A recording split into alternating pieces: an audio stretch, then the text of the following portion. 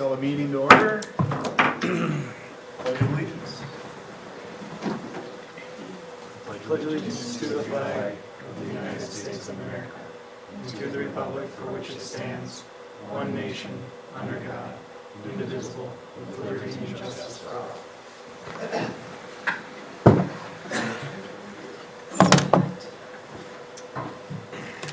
Any changes to the agenda? No, Mr. Mayor, there are not.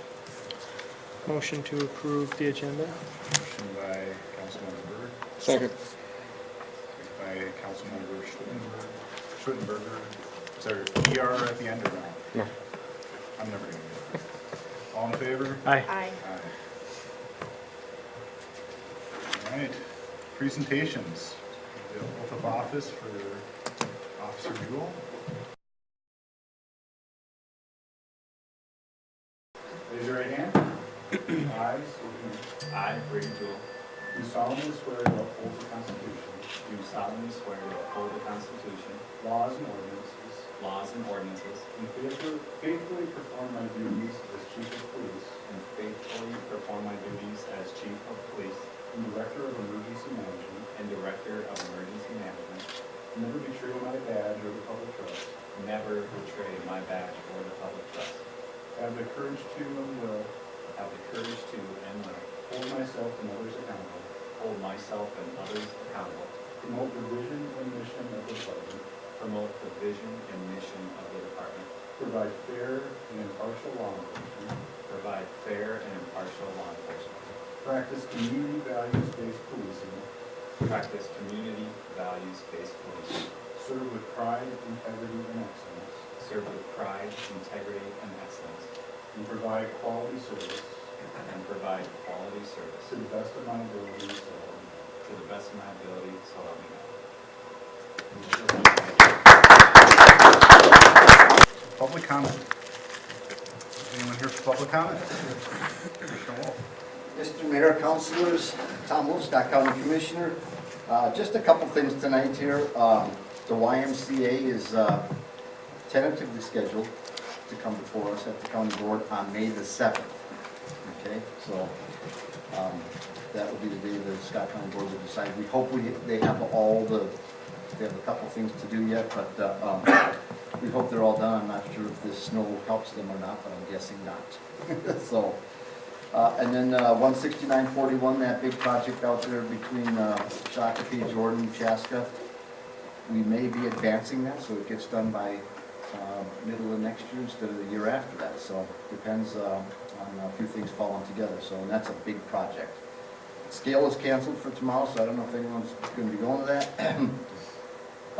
We had a big workshop with a number of our planning commission people from all different areas, and sounds like we need a lot more affordable housing in Scott County. I don't know about the needs out here, but everything we open up seems to fill up before it is even open, and then there's a waiting list. It's fun, you know. So we just opened one up, Louisiana Lofts, over by the just north of the high school. We cut the ribbon, and I said, "How long till it's full?" Well, it's full already, and there's a waiting list of 30, but whatever. It's always so. Anyhow, we on our building, our new addition to the government center, put our bonds out for bid, and they came in 0.5% lower than we thought, and on almost $7 million. That saves a lot of money, so it's going to be millions. You do the quick math. Huh? I'm It's kidding. about 9 million, I think it is, but that's 9 million is a lot of dollars. So anyhow, it's money that we don't have to tax for people, of course. So it's that's a good thing. But that's all I have tonight. Unless you have any questions. So congratulations on your new police chief.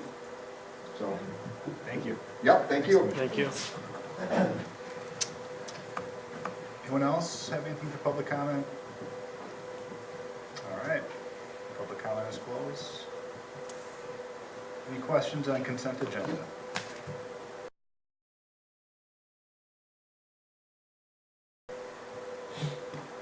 Any motions? Motion to approve the consent agenda. Motion by Councilmember Schwittenberg, Second. second by Councilmember Byrd. All in favor? Aye. Aye. Passes. No public hearings. Right, no public hearings, so general business.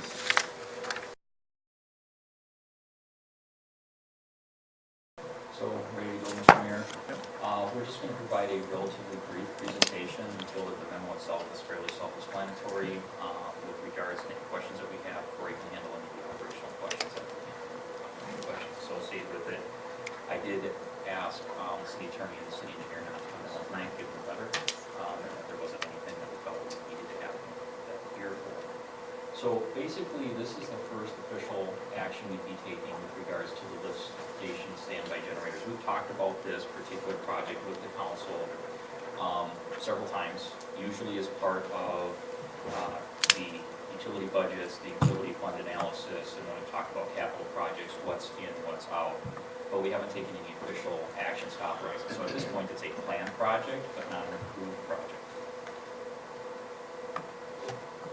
Essentially what we're looking at doing is putting power, standby generators at our lift stations. So let's talk a little bit about what lift stations do. Lift stations are positioned at low points on the wastewater system. One of the great things about gravity is it's always on. The problem is that your wastewater, which utilizes gravity, goes to the lowest point. And given that we have a lot of topography in the community, sometimes we have to pump that wastewater over a high point or to another portion of the system where it can continue to flow. And those are called lift stations. The best way to think of them is they're great big sewage sump pumps. Like you have in your basement, you have a tile line that comes into it, you have the sewer mains that come into these large cans or large manholes that have large pumps in the bottom of them. And when it fills to a certain point, there's a flow that gets triggered, actually a transducer, and triggers the pumps to go. It pumps it through a force main under pressure to another point in the system where it can continue to flow by gravity. The pump cycle, when the wet well is full, the flows depend on people, but also on weather. When it rains, we tend to get more flows. That because in any system, they're not completely tight. It'll sneak in around potentially through groundwater into manholes, finding little cracks in through manholes at the street level. And we know a lot of people who put their sump pumps into their basement floor drain or into their utility tub, which you're not supposed to do. It's illegal. But those types of things result in increased flow in the system. During those types of events, pumps need to run more often and for longer durations when the flows are higher. So if your lift station fails to turn on, what happens? Well, the lift station starts to fill, and then the pipes start backfilling they become charged, and they flow back until they start finding the lowest point to come out, and that's usually people's basements. And I can tell you, because we've had a couple over the years in the city, the last thing you want to do is have a block of residents who have sewage come up through their basement floor drains into their basement. So you want to avoid that at all costs. So why are we asking the council to approve on-site dedicated generators? Today is a classic example. If you go south of town, down through Webster and down into Lonsdale, they're out of power. You usually have, during severe weather, power. It can happen during the summer. You can have a transformer pop. You can have somebody run to a power pole. But most frequently, it happens during severe weather events, usually ice storms, high winds, or rainstorms.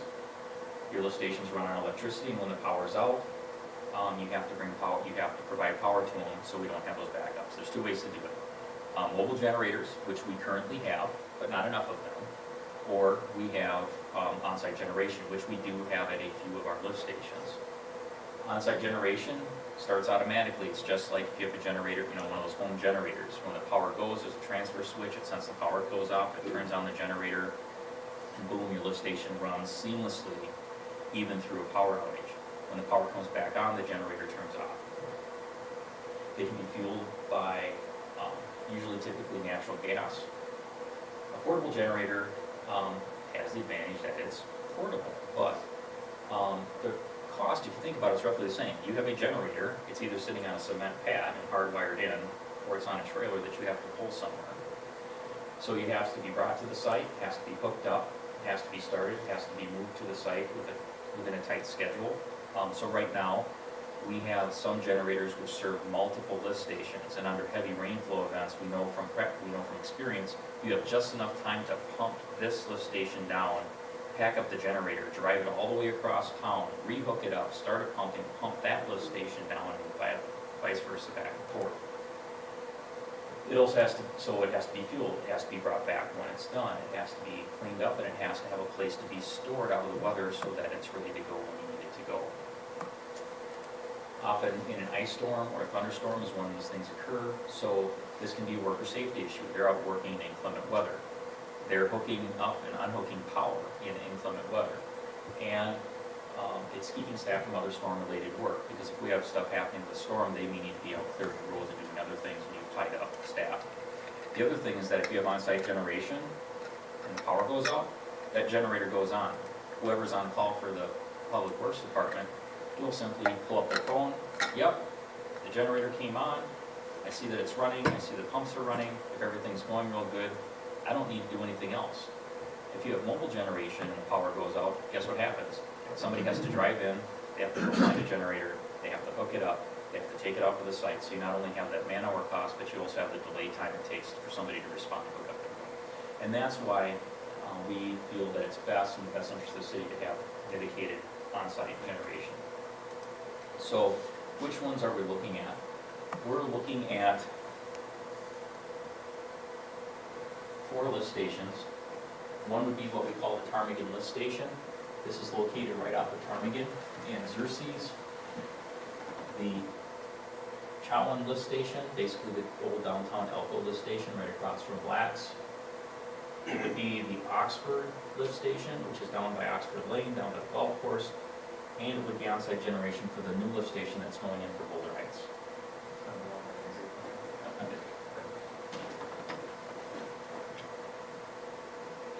So what is this going to cost? The estimated engineering services fee is $26,904, basically $27,000. The design fee is a not to exceed of $20,900 with an estimated $6,000 for construction, administration, and site inspection. That's not a hard number because you never know what you're going to go into. It could be less, could be more, that'll be hourly. It reflects a $3,000 discount for well 3, the council will recall. There are some issues with regards to well 3 and authorized work, and one of the things that Bolton and Mink, who had a part in it, offered to do is that they would work on the design for the Boulder Heights lift station at a not to exceed amount. The $3,000, they hit that cap, and so there's a $3,000 discount because of that. Includes a sub-consultant fee with a 10% markup. So with the on-site generation, a lot of it's electrical work, so Bar Engineering will be doing the sub work for that, and so there's a $10,000 markup basically for the administration and review of that. Breakdown is $6,000 except for Boulder Heights Station, which would be $2,900 again. That reflects that remaining discount. And estimated amount of $6,000. The construction fee is hourly. It's estimated at about $1,500 per lift station. It's not capped. It's a best estimate, and it's not part of the discount offer. And that also includes sub-consultant time. Are there any questions with regards to the project? Tonight would basically be the first step to actually completing the project or authorizing the engineering work to be done. The assumptions with that, the council then would move towards completing construction plans and specs, and we would bid it. The next point at which the council would then make a decision is when we get bids back. When we make a decision on whether or not we actually want to do the project from a financing standpoint. The sewer fund is probably our least healthy utility fund. We just, from a cash flow standpoint, we don't want to pay cash for these, so we would be financing it, and we'd be timing it as part of the 2019 other capital projects and purchases that we'd be doing, and we won't do any issuances as part of that larger package we would do later this year. Do you have the breakdown for what the bar's fees are versus open rooms? It basically would be the $20,000 includes the 10% markup, so 90% of that would be the bar fee. So really Bolton and Mike's not doing any design, then it's just all passed through?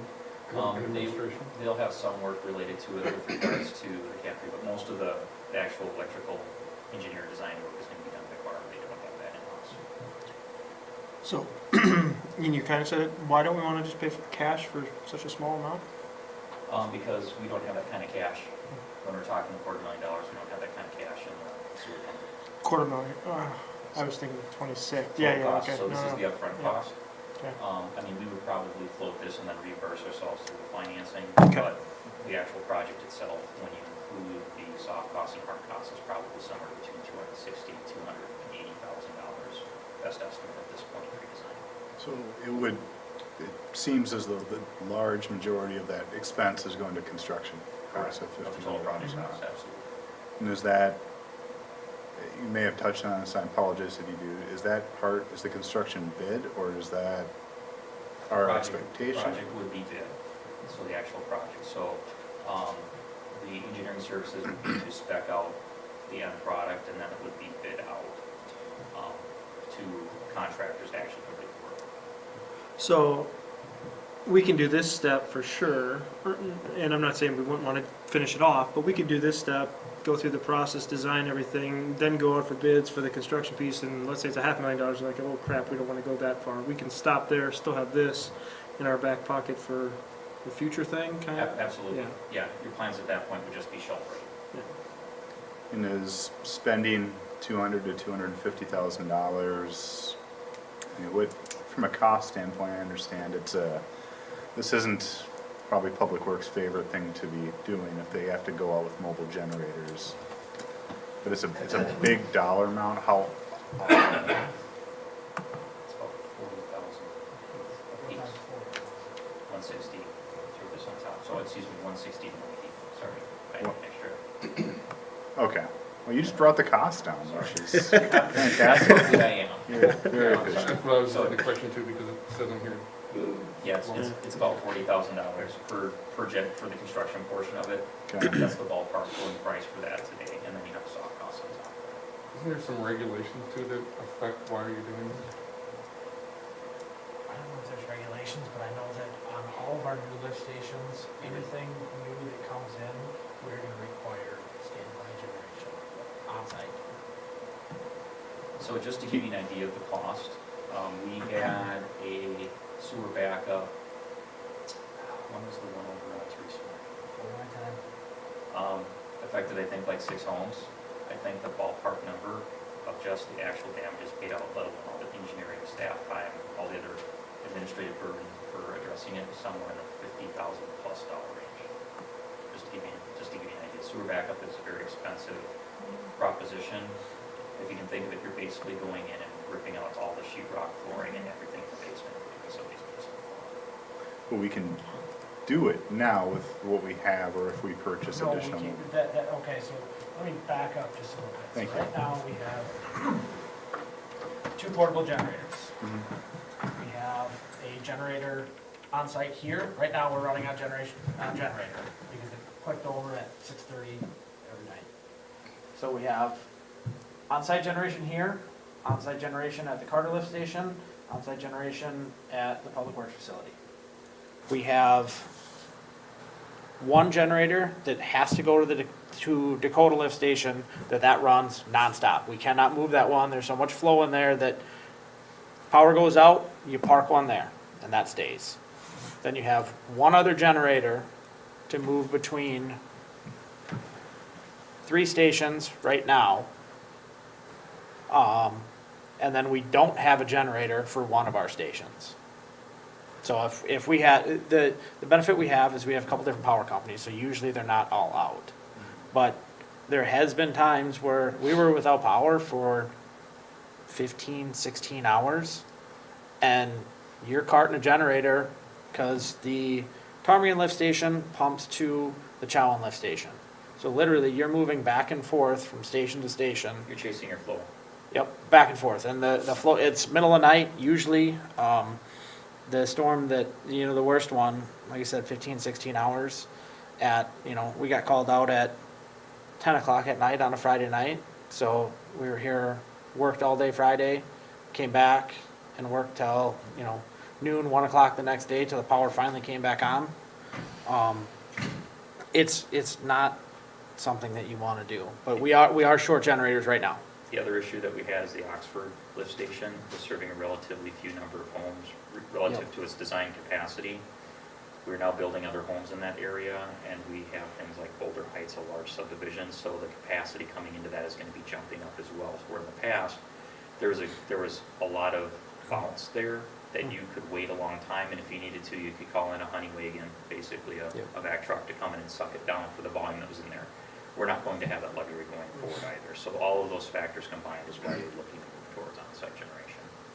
Well, if you've only got two, you're assuming that neither one of those break down when you're using them either, because Oh, yeah. if one breaks down, then you're Yeah, really screwed. I mean, it's not, it's not a fun situation, because, I mean, you can't just go at 2 o'clock in the morning, hey, I need a generator. Well, it's gotta be sequenced the right way and everything like that, you just can't go pick one up wherever. So But one thing too, with Boulder Heights going in, so Boulder Heights lift station will pump to the Oxford lift station, which will pump to the Glenboro lift station. So it's, typically you'd like to get it where they pump once and then it's gravity. Well, you gotta pump this water 3 times. And if you don't have, and even with this plan here, we still don't have a standby generator at the Glenboro station.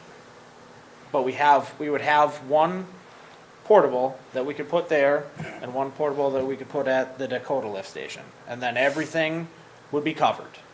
You'd still have to come out, power goes out, you come out, you hook up generator here, you hook up generator here. Right now, it's not something that one person can do. So middle of night, I mean, technically, there's only one person that is obligated on call. Well, you could have 5 guys out of town on a holiday weekend, and you have one guy on call, and they're running around from station to station, and it just, if we can get past it, and, it's something we've been kind of dealing with, and if the power doesn't go out, it's a non-issue, but So why not put generators at the other 2 stations too? eventually, we would like to. yeah, it just, So if you're gonna finance this, why not finance another $80,000 and be done? We could, we were trying to do this as inexpensively as possible to get generation of one sort or another. And since we have 2 on-site or mobile generators that we could use, we're just doing the 4 at this time.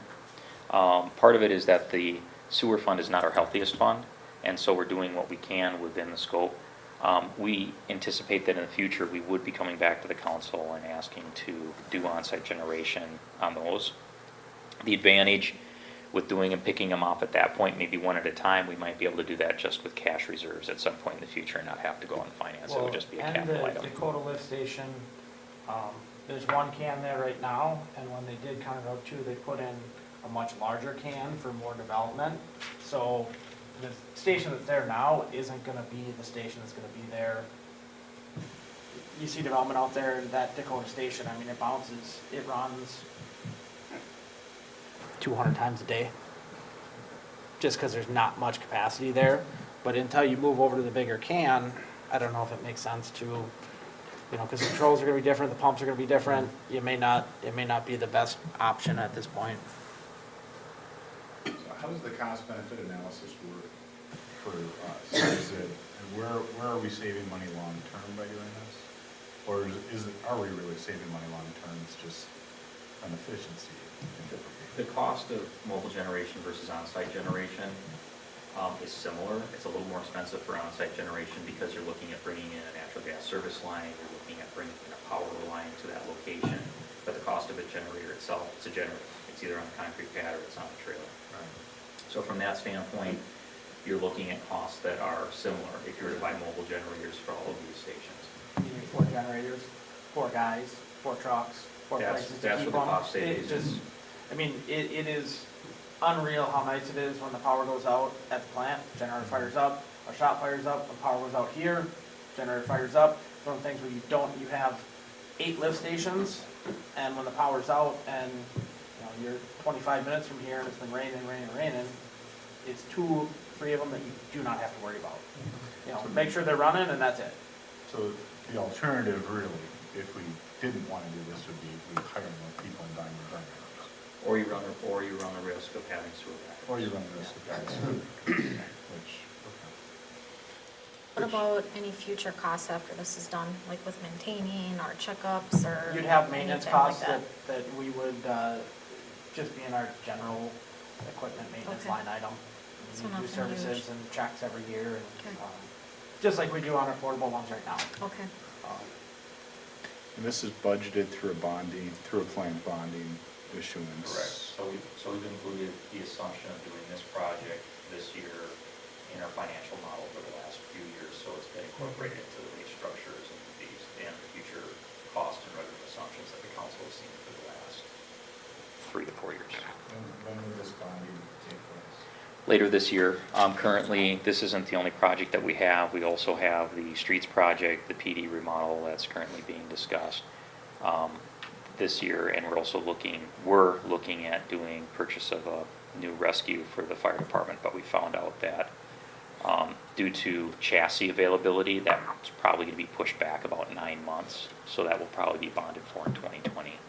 But would be bundled with those other projects. So right now, Al, our finance director, is currently taking a look at cash flow and trying to decide what's the best time to bond, because you don't want to bond for it too far in advance of a project, because if you do, then you're paying interest on it. So you want to cash flow as much as you can. Based on the last discussion we had on Tuesday, we'll probably be looking at bonding sometime this fall. We'll try to cash flow the streets project as much as we can, and then bond this fall when we're getting closer to needing dollars for the PD remodel and this project. We've been talking about this for a long time. It's a long time coming. We've been talking about this for probably 4 or 5 years. Since I've been. And it's just been one of the things where it hasn't been an issue, and, I mean, we haven't pushed it because we know at some point in time we'll do it, but, you know. We've been very lucky that we haven't had any issues. And the timing to do it now is because we were gonna be bonding for other things. And That's what it's always been, you know, we don't need to go and just do this one project, we always try to tie it in with something, just because it just seemed to work out better that way. Tom called this economies of scale, or does that not fit? There's some economies of scale you get with the project because of the number of generation, and then of course you save on overhead with regards to debt issuance there, and potentially and the size of the debt issuance. The larger the debt issuance, the better the rates you get on the market as a result. It's just one of your go-to phrases, so I was hoping to get that out of you in this one. I have no problem investing in our awesome public works department, who does everything super thin and lean already, so, I mean, I'm so. Well, if we want more development, I mean, if more development comes in, it's gonna stress out the system even more, so it's needed. So. For it. All right, so anyone want to make a motion? Yes. I'm just trying to pull off what the I know, motion I should was be. just gonna do that too. Motion to approve the design and bid phase work as outlined in here. We have a motion by Councilmember Byrd, Second. second by Councilmember Seepersod. Any further discussion? All in favor? Aye. Aye. All right, motion passes. It was, I swear, almost every day that we were out doing something, and you know, at times, you'll see guys get stressed out, frustrated, and we didn't see it. The guys just worked great together. Everybody picked each other up, and I mean, we didn't have any issues, and that's hard to come by when you're working that much. So it was, you guys did a really good job. How are you doing staff-wise? How am I doing staff-wise? Why, I mean, are you looking to hire additional people? I know there's all these seasonal people that come in. Sort of. That's an excellent question, but that's one thing that we struggle with is hiring seasonal people, and it's ongoing. It's been that way forever. We've been very fortunate to find good people, but you only have them for 6 months, and you know, if you're lucky to keep a guy, you know, a couple winters in a row, it works great, but usually by that time, they're getting a full-time job somewhere.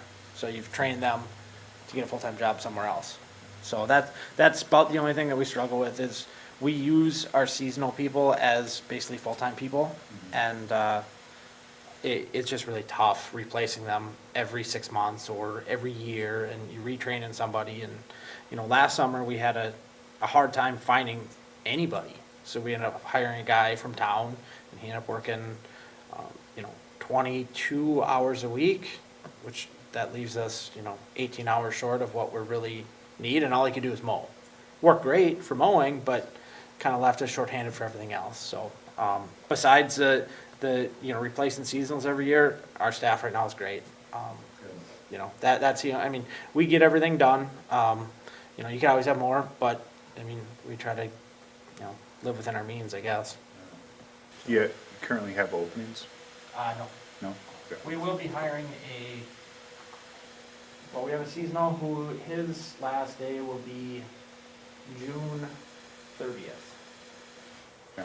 So they can work, for the union contract, they can work 160.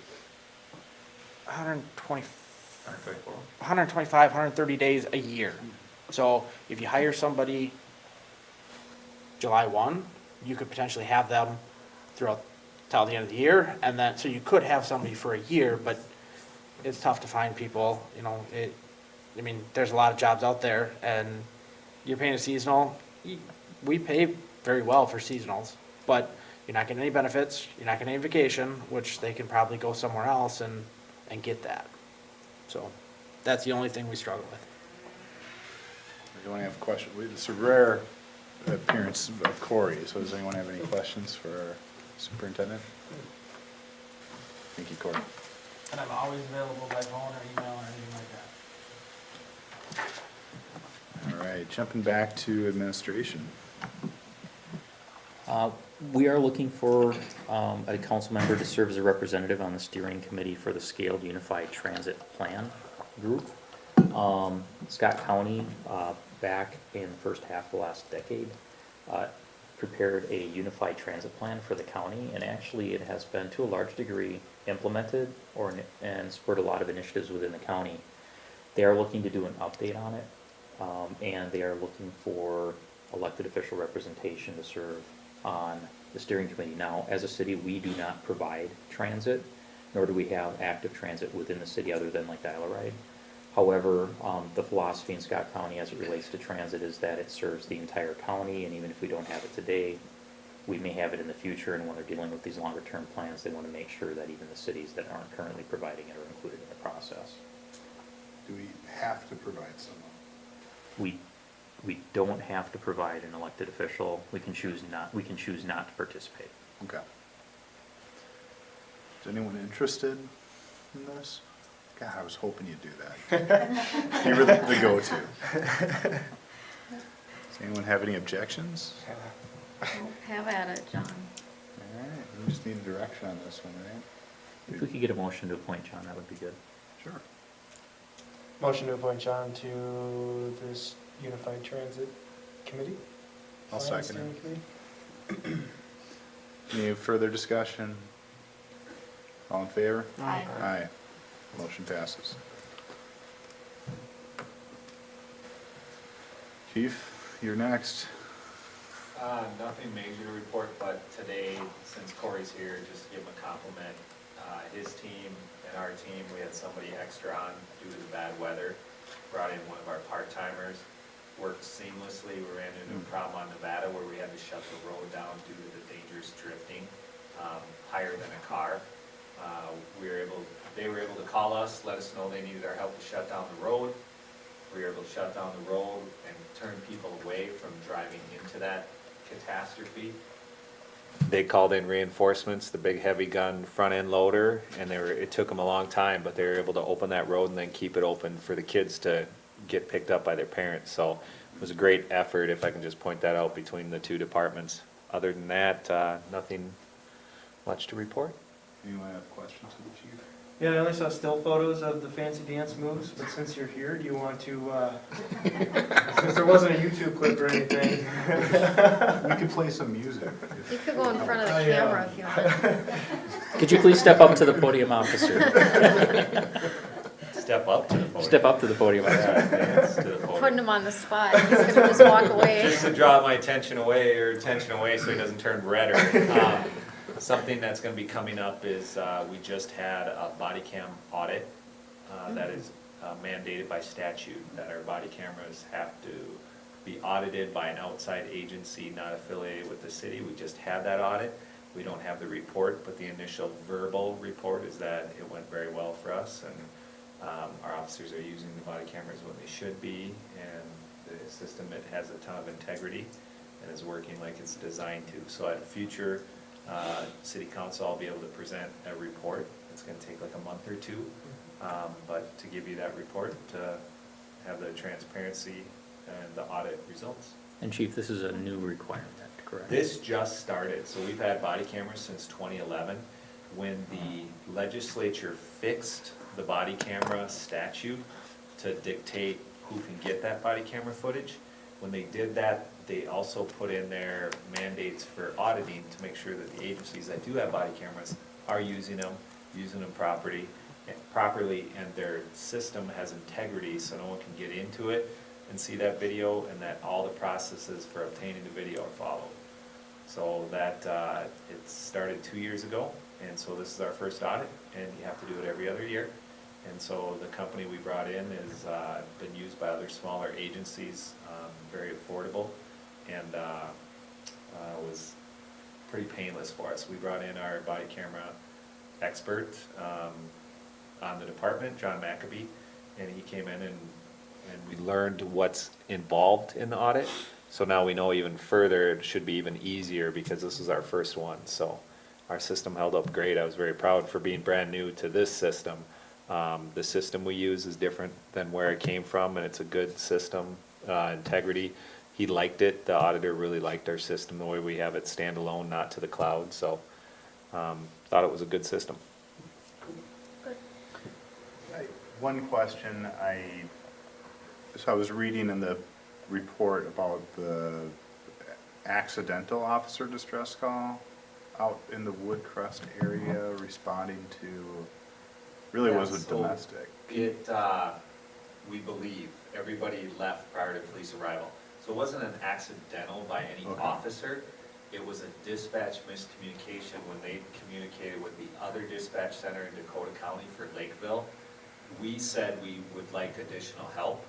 It got translated into officer needs assistance. Oh, And so that elevates everybody up really high, and everybody comes screaming when an officer needs help. Everybody comes. It's kind of one of those mayday type situations. Yeah. So everybody came. So it wasn't the officers didn't do anything. It was the night shift has the new dispatchers who are working overnights who don't get a ton of hot calls, and it was lost between the two dispatch centers. got it. Which can happen. That That makes was sense. that night, Joe, when I That's asked you what why- was going on. That's what I thought. Yep, that was the night, so. I'm just curious, and you said that people at the house were already gone, so they didn't see all 10 police cars show up. at their- Correct, which what happens a lot of times, even if you have 2-3 minutes, Yeah. they either can hear the sirens or the engines coming, and they know they only have so much time. So all the hoopla, everybody bailed. By the time we got there, we didn't see anybody, so who was creating the ruckus? The people who called didn't see the other people leave, but was determined after an investigation, which took some time. I'm just envisioning, because you mentioned or I thought I saw some that they were intoxicated, and I'm just imagining the reaction of 10 police cars showing up. Yep. So. Fire department, is many updates from the chief on that? The only thing I had mentioned it, if you recall, we were looking to purchase in 2019 a replacement rescue truck for the old heavy rescue that we have. In prepping for that, basically found out that the chassis model year run is basically done. We won't have an opportunity to put in our order again until this fall. And the delivery time on the chassis is how long, Corey? Chassis would be Spring of 2020? 3-4 months.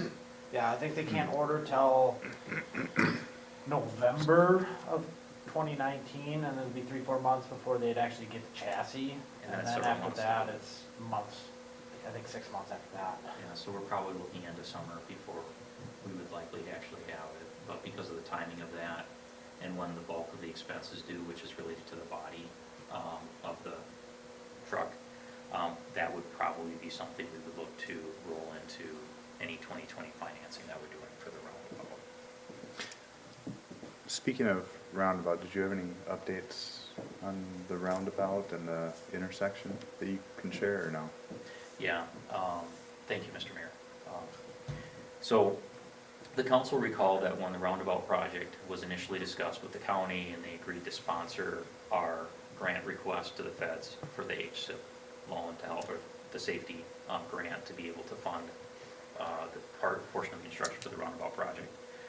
The county's position on it was, hey, we'll be happy to administer the federal paperwork for it, bid it, and kind of handle that portion of it, but it's really, but it's a city project. You guys are gonna be responsible for design, you're gonna be responsible for construction management, you're gonna be responsible for the cost of the project. What has happened over time as we've continued going down the road with the project, the county has now started to participate in portions of the project related to the trail work. We'll be upfronting a portion of the trail work, but they'll be paying us back later for a portion of that. And one of the other big things that came as we were going through is the county's now indicating that they would provide and absorb the cost for the construction management observation. That's a huge dollar amount relative to the project. It's typically around 8% of the project cost. So that's a significant dollar amount. But as we're having these discussions and they've been engaged in our technical team discussions, we started getting the impression that they were looking to have a stronger role in some of the decisions related to the project. And one of them was closure of the 2 and 91 intersection. So we contacted the county and said, hey, we just want to make sure whose decision is it. We know it's ultimately yours, but we were under the impression it had been delegated to us, at least at one point in time. Are you looking to make the final decision? And if so, is that decision been made? In discussions with the county, they'd indicated yes, they wanted to take that final decision back. And after communicating with them, they basically indicated officially that they are going to close the intersection as part of the project, for all the reasons related to that option that we've discussed in the past. It's typically 20 to 30% cheaper to keep it closed as opposed to open. It's half the construction time, improved worker safety. And there's a list of additional reasons, and we'll provide the council a more formal update on that going forward, but that information just became available Monday this week. So even though initially we were given the impression the decision was ours, and we've communicated that to our public, that there was going to be a process for additional public input or analysis as we were going through, the reality is that the decision, that delegate authority has been superseded, taken back by the county, and they've made the decision. Now, that does save us a lot of time and resource allocation to go and do that analysis. Now we're just gonna focus on mitigative strategies to eliminate potential issues with the closure, because there's pros and cons to each. You might allow some traffic through, but under both options, you're gonna have unofficial detours through neighborhoods, and so on, and you're gonna have impact to downtown businesses. There'll be other things, and so we're just gonna focus on mitigating the negative potential issues with that option at this point.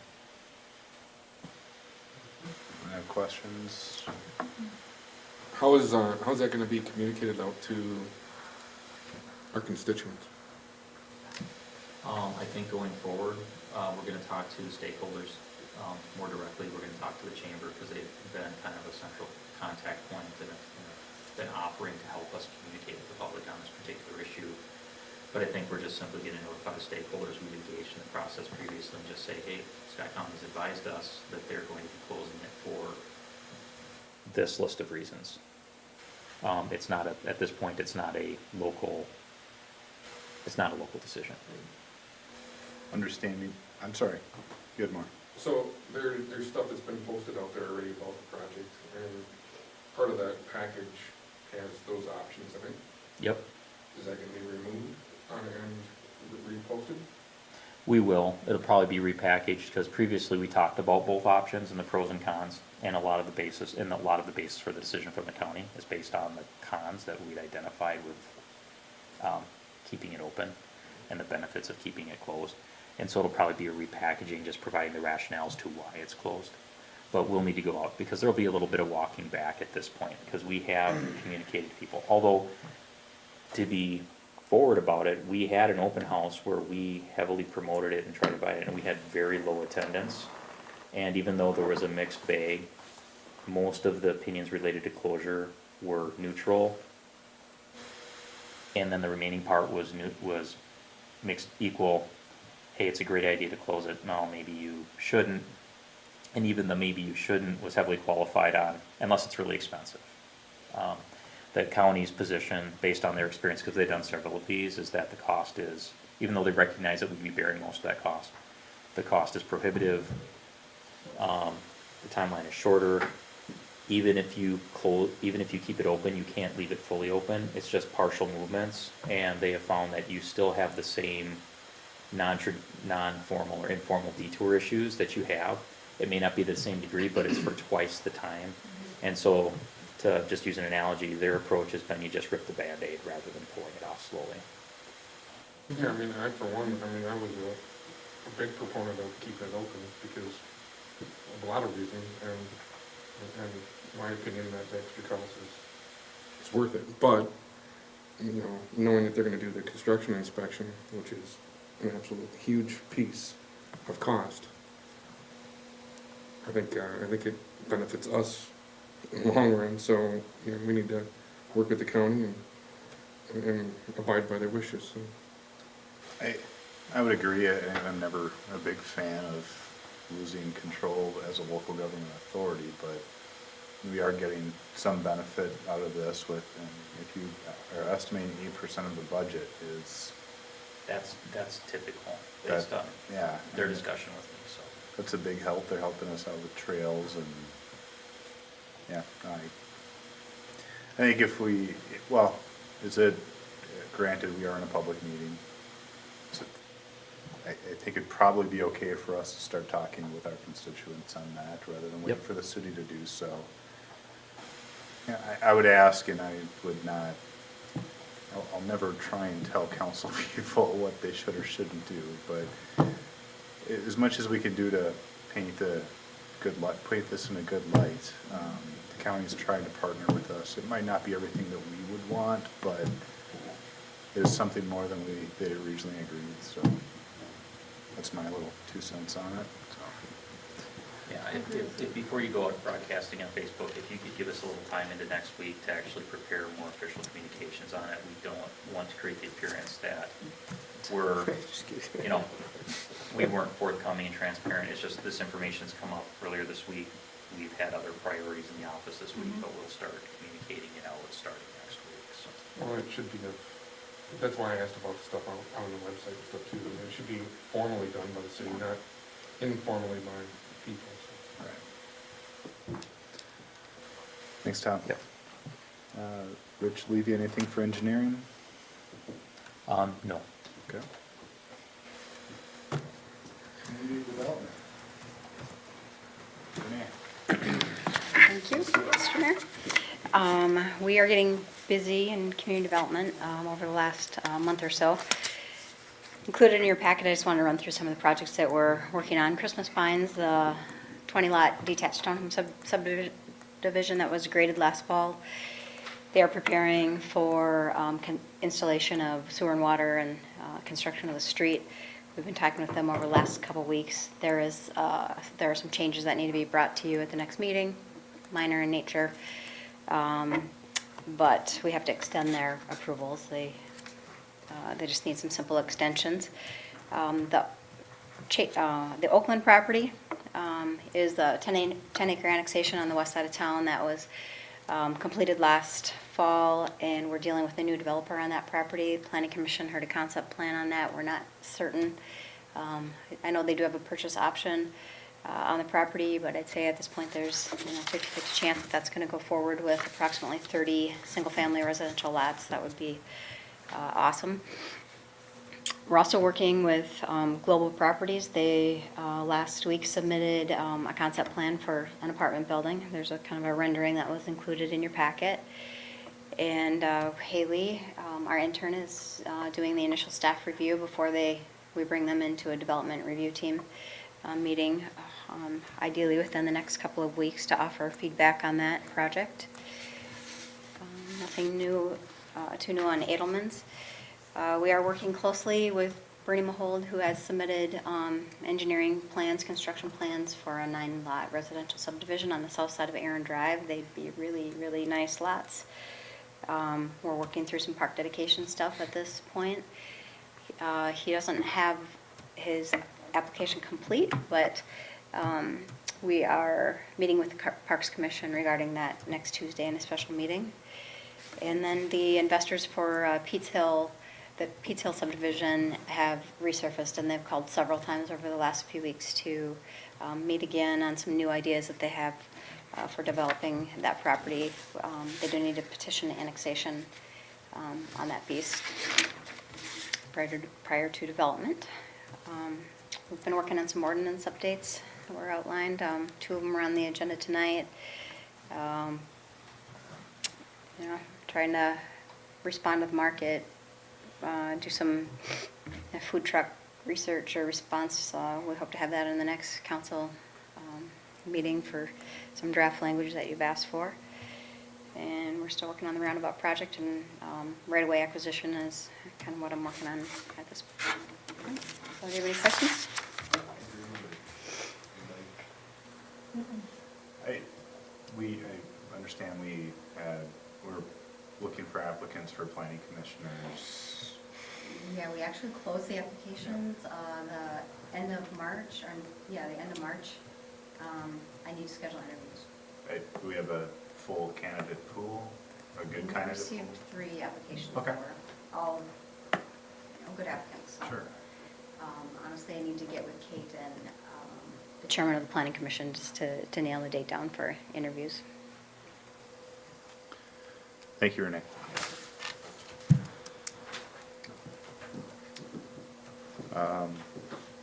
Parks, I know Mark's not here. Did he leave you with anything? He had nothing specific additional. The same question regarding commissioners. We had, Kate is the designated representative, so we would be trying to coordinate the interviews for both on the same night. how many do we have a applicant pool to work with? I think we have 3 applications for the 2 positions.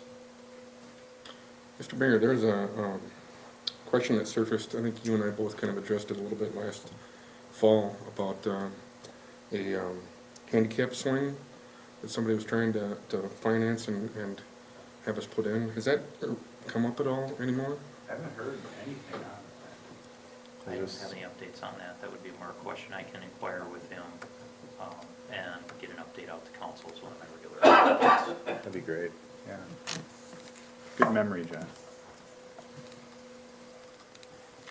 Okay. CCEC. We just finalized pretty much everything for the Easter egg hunt Saturday and talking about fire rescue days. That's about it. Any weather permitting concerns, or we're on 100%? We have Plan B. We're on 100%, but we have Plan B. You have a plan? We'll be inside if the snow doesn't go away. All right, any other council members gonna be at that event? No? I probably will stop by. Is that something that needs to be posted, or is that just kind of an understood? I mean, right now, at this point, it doesn't sound like we'll have a quorum. Well, John, I think you said, John, you're gonna be there? yeah, Okay. Don may be there, I may be there. Okay, just, I'm gonna be there, yeah. just, Talk to each other. just don't huddle together and talk city business. Well, I'm gonna be escorting the Easter bunny around anyways. To make sure he doesn't get trampled and, That's probably a fair idea. Mayor, yeah. you can So come in I'll be and make busy. popcorn. Sounds fantastic. We don't like each other outside this room anyway, so. Right. When do they talk about Grand Marshal stuff or fire rescue? That usually Is that- starts to take place in spring. Yeah, we just, next meeting we'll be talking about it some more. I think there's a crazy lady that would probably be a good fit for it. I was thinking the same thing. Mm-hmm. Which is, She's asked every year to be on it, and now that she's not a city staff, Sandy, oh, okay, that could be okay, a great thank you. okay.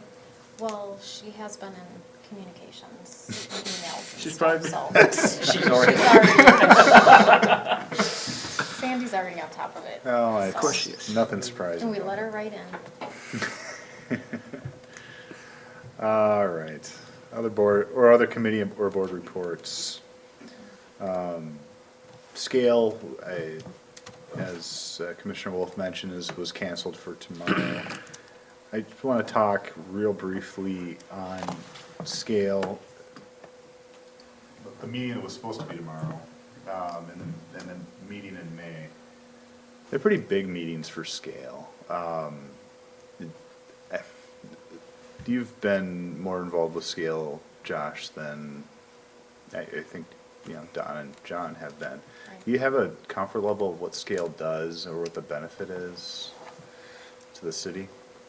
I mean, what I view as the benefit is the networking, the talking, the getting in the same room with other other people in our community to bounce off ideas, hear some of the presentations or whatever, but, I think it's more just the getting in the room, building those relationships, the camaraderie, the spirit of we're in this together type of thing. That's, yeah. Yeah, and I wouldn't disagree. I think the whole concept of scale in the beginning was to utilize the different resources with the county and the different municipalities within it. There should be some efficiencies that are created from that, and there are efficiencies that are created from that. The executive committee has been working on doing the scale reboot plan, and the meeting that was supposed to be tomorrow and the meeting in May were gonna be the primary, I don't wanna call it a sales pitch, because it's not really that, but trying to hit home the values of scale and how we can work together to improve scale. I would love it if everybody in our council could go, if possible. I know that's not always realistic, but it's a big deal, and I know there's a lot of work trying to get people from townships, from the school boards, and getting a good feel as to where because we pay dues into scale, and I think like with anything that you're paying dues into, you need to do a cost benefit analysis and make sure it's good money for the taxpayers. This is going to be the best opportunity to get a good feel for it. So if you can make it, that'd be great. May That 10th. one's in May. Is it the 3rd or the 10th? May 10th is the next one.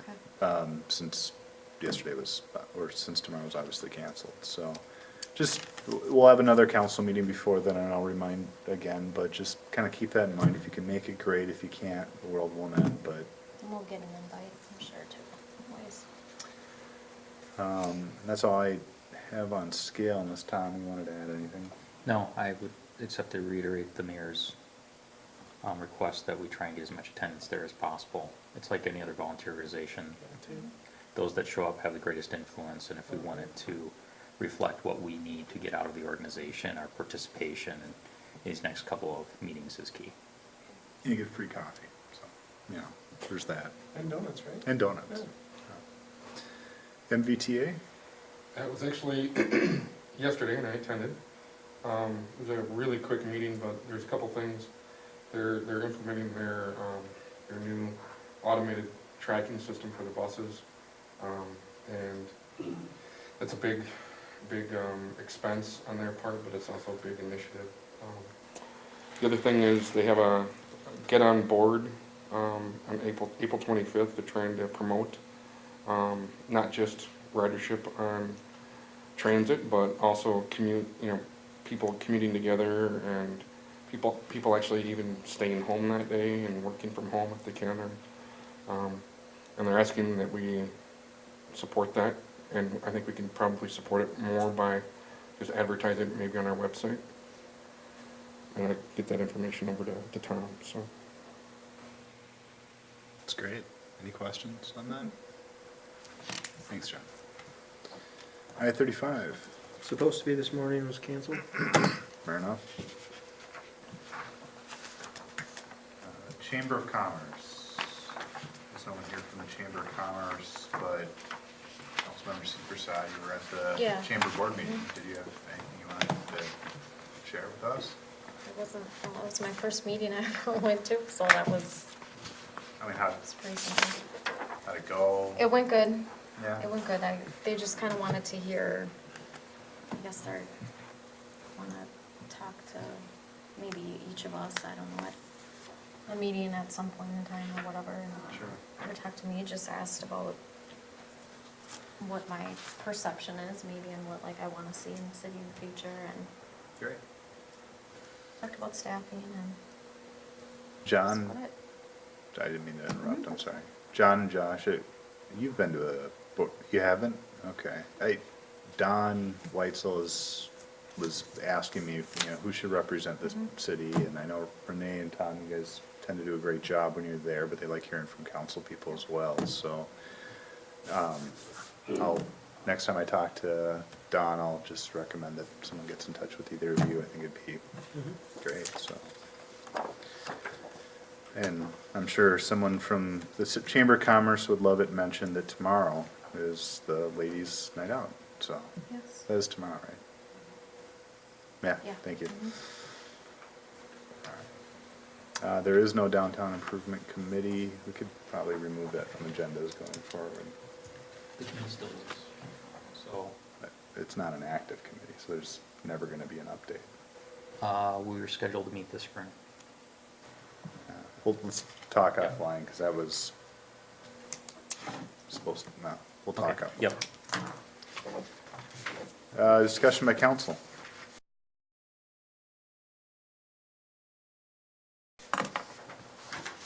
Are we gonna, excuse me, are we gonna be attending, I would like to attend, does anybody else can attend the league meeting? Which one? It's the annual conference. The Duluth We one? have we all have a thing here. Yeah. You have to be registered, or to get the early registration, you have to register people April 30th. Yep, so, What's the date on that again? End of June. yep. June 28th, I think. I am tentatively planning on it. If we can know as soon as possible, because you can register, quite honestly, right up to Yeah. it. It's hotel space is usually getting in a decent hotel within proximity is the biggest issue, so. Oh, I would like to go, so, If me and John go, we don't have to share a room, do we? no. That's up to you. You don't want to share with me. I don't want to. I snore really, really bad, especially after I've drank.